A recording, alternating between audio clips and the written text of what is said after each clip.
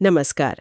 आज 29 जुलाई 2025 के भारत के कुछ खास राष्ट्रीय घटनाक्रमों पर चर्चा करते हैं। जी। सुरक्षा है, राजनीति, संस्कृति, अर्थव्यवस्था, काफी कुछ हुआ है आज। हाँ, काफी हलचल रही है। चलिए थोड़ा खोलकर समझते हैं इन्हें। शुरुआत सुरक्षा के मोर्चे से करते हैं। बिल्कुल। सुरक्षा बलों ने ऑपरेशन महादेव में एक बड़ी कामयाबी हासिल की है। अच्छा, क्या हुआ? पहलगाम आतंकी हमले का जो कथित मास्टरमाइंड था, सुलेमान शाह, उसे श्रीनगर के पास एक एनकाउंटर में मार गिराया है। तो ये तो बहुत बड़ी खबर है। पहलगाम हमले के बाद ये एक अहम डेवलपमेंट है। हाँ, और उसके 2 साथी भी मारे गए हैं। ये निश्चित रूप से एक बड़ी कामयाबी है। लेकिन ऐसी कार्यवाहियों के बाद अक्सर थोड़ा माहौल और संवेदनशील हो जाता है ना? हाँ बिल्कुल, सतर्कता तो बढ़ानी ही पड़ती है। जी।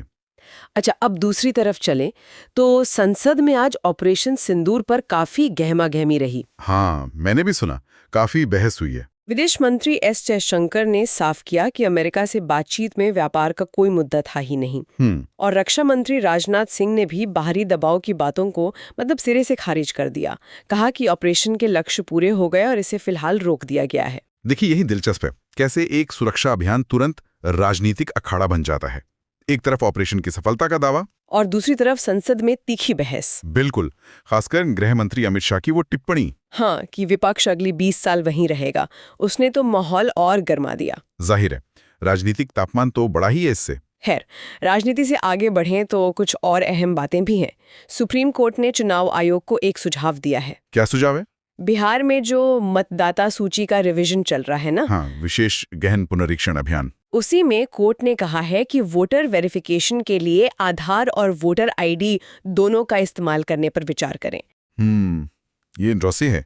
आधार और वोटर आईडी लिंक करने से लिस्ट तो ज्यादा सटीक हो सकती है। हाँ, पर लेकिन इसको लागू करने में चुनौतियां भी होंगी।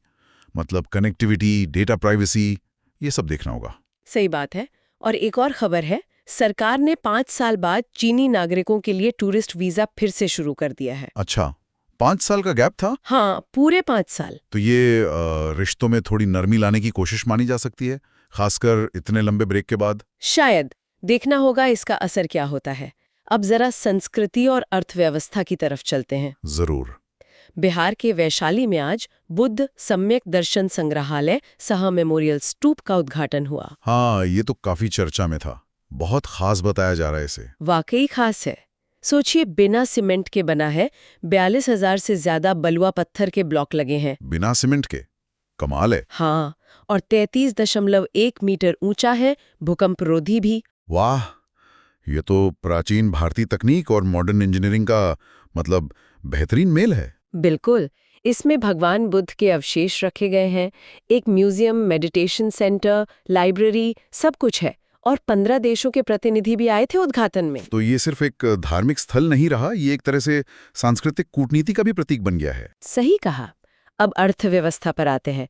थोड़ी चिंता वाली खबर है। क्या हुआ? जून में भारत की औद्योगिक उत्पादन वृद्धि IIP ग्रोथ 10 महीने के निचले स्तर पर आ गई है। ओह, तो मैन्युफैक्चरिंग थोड़ी सुस्त पड़ रही है? हाँ, ऐसा लग रहा है।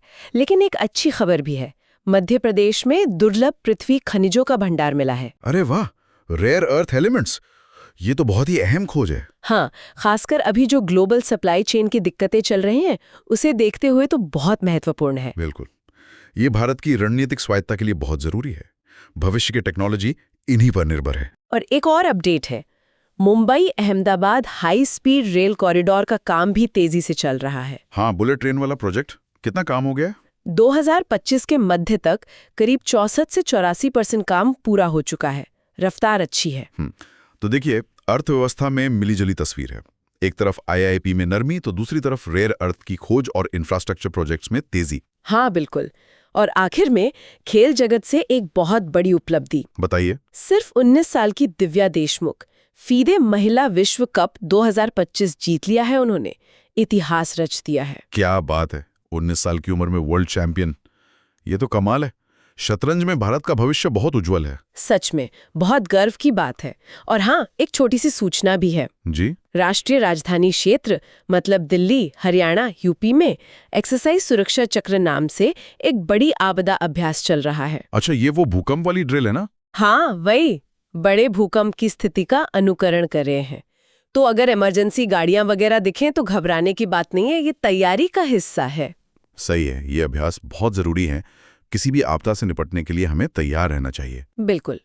तो आज हमने देखा सुरक्षा ऑपरेशन, राजनीतिक बहस, सुप्रीम कोर्ट का निर्देश, वीजा बहाली, वैशाली का अद्भुत स्तूप, अर्थव्यवस्था के उतार चढ़ाव, रेयर अर्थ की खोज, हाई स्पीड रेल और दिव्या देशमुख की ऐतिहासिक जीत से लेकर आपदा तैयारी तक काफी कुछ कवर किया हमने। हाँ, ये सारी घटनाएं मिलकर भारत की एक जटिल और लगातार बदलती तस्वीर दिखाती हैं। आज की इस पूरी चर्चा के बाद मेरे मन में एक सवाल आ रहा है। ये जो अलग अलग क्षेत्र हैं, सुरक्षा, राजनीति, अर्थव्यवस्था, संस्कृति, अंतर्राष्ट्रीय संबंध, यहाँ तक कि खेल और आपदा प्रबंधन भी, हाँ, ये सब ऊपर से भले ही अलग दिखें, पर असल में ये एक दूसरे से कितने गहरे जुड़े हुए हैं। और आने वाले समय में इन सब का मिलाजुला असर भारत पर कैसा हो सकता है, ये